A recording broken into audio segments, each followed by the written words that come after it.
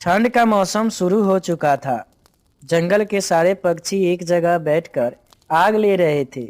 तभी परी चिड़िया बोलती है। अरे, ठंड तो अब काफी ज्यादा पड़ने लगी है। इससे पहले तो ठंड का कहीं अता पता नहीं था। हाँ परी बहन, इस समय ऐसे ठंड पड़ रहा है मानो कि कश्मीर का ठंड है। अरे, इस ठंड के साथ जंगल में तेज बर्फ भी गिर रही है। अब तो घोंसलों में रहना मुश्किल हो जाएगा। लग रहा है घर बनाना होगा जो इस बर्फ के कहर से बचाए। हाँ, बात तो तुम ठीक ही कह रही हो। वैसे भी मेरे पास घर है, और तुम लोगों के पास है कि नहीं?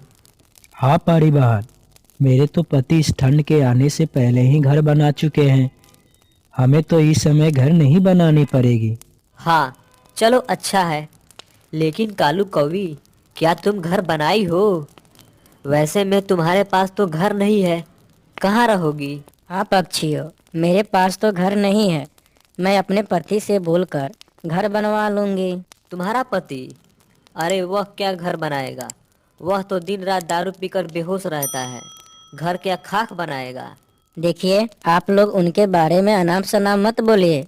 वो मेरे पति है। अरे, वह तुम्हारा पति है? बहुत मानती हो अपने पति को। क्या वह तुमको अपना पत्नी मानता है? तुम्हारा तो सारा गहना बेचकर दारू पी गया। ना जाने इस समय वह किस हाल में होगा। बेचारी कालू कवि अपने पति की शिकायत सुनकर वहां से चली जाती है। घर जाकर वह अपने पति कालू कौवा को खोजने लगती है। उधर कालू कौवा मिठू तोता के साथ बैठकर दारू पी रहा था।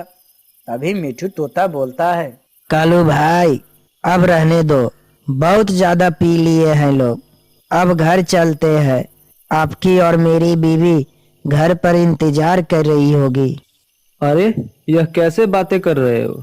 अभी तो पूरी चढ़ी नहीं, तुम घर जाने की बात कर रहे हो। यह लो, अभी और पियो। अरे कालू भाई, अगर जल्दी घर पर नहीं चले तो घर के लोग परेशान हो जाएंगे। ठंड भी बढ़ गई है और बर्फ भी बहुत ज्यादा गिर रही है। तभी वहां पर कालू कौवी आती है और गुस्से में आकर बोलती है। ये कौन सा ड्रामा लगा कर रखे हैं आप? मैं पूरे जंगल आपको खोज आई और आप यहाँ मिठू के साथ बैठकर दारू पी रहे हैं। मेरी तो किस्मत फूटी थी कि आपसे शादी कर ली। यह तुम क्या बोल रही हो? तुम यहाँ से चली जाओ। मुझे तुम्हारे मुंह नहीं लगना है। हाँ हाँ, कहाँ जाऊँ? कौन से घर बनवा कर रख दिए हैं? मैं उस घर में बैठकर मौज करूँ। जंगल के सारे पक्षियाँ ठंड से बचने के लिए घर बना लिए हैं और आपको तो कोई टेंशन ही नहीं रहता। चलिए, अब घर चलते हैं। बेचारी कालू कवि जैसे तैसे करके वह अपने घोंसलों में ले जाती है और कालू कौवे को सुला देती है। रात भर जैसे तैसे करके रात गुजारती है। जब सुबह होती है तो कालू कौवा को होश आ जाती है। तभी वो पूछता है। मैं यहाँ पर कैसे आया? मैं तो जंगल में मिठू तोता के पास था। आपको तो कुछ पता ही नहीं होता। ना जाने आप कब अपना जिम्मेवारी को समझेंगे। अगर आप ऐसे ही करते रहे तो मैं एक दिन घर छोड़कर चली जाऊंगी।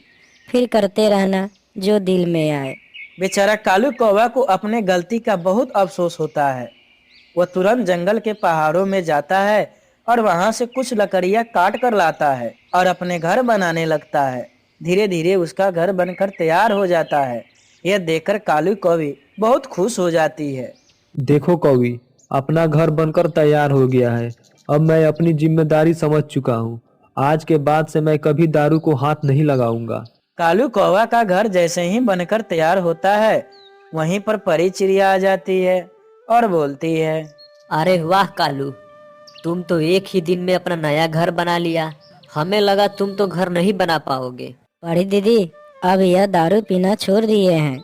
अब एक अच्छा पति बन चुके हैं और अपने जिम्मेवारियों को भली भांति समझने लगे हैं। चलो, बहुत अच्छा हुआ जो अपना जिम्मेदारी को समझ लिया। आज के बाद से तुम्हारी तो जिंदगी स्वर्ग बन गई। चलो अब मैं चलती हूँ।